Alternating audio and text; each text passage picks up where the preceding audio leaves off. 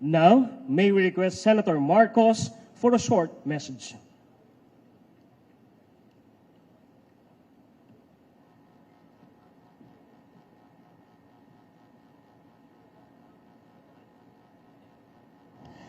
Sa mga ginagalang naming commissioner ng COMELEC, sa aking nanay na nasa siyam na 96 years old na, at kasama ng aking mga anak na kailanman hindi nagduda na ako'y mananalo.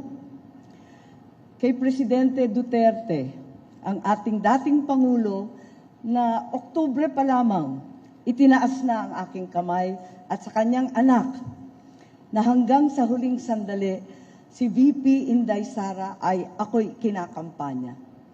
Sa inyong lahat, ang tagumpay na ito, kahit gaano kailap at kahirap, ay isang katibayan na kapag ikaw ay nanindigan para sa tama, mananalo ka.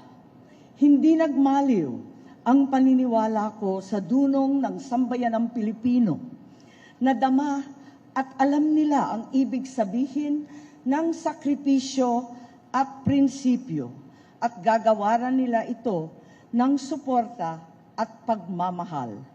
Mabuhay ang Pilipinas! Ikinararangal kong maging ika-12 sa listahan ang tumapos sa lahat na ito. Salamat sa inyong lahat.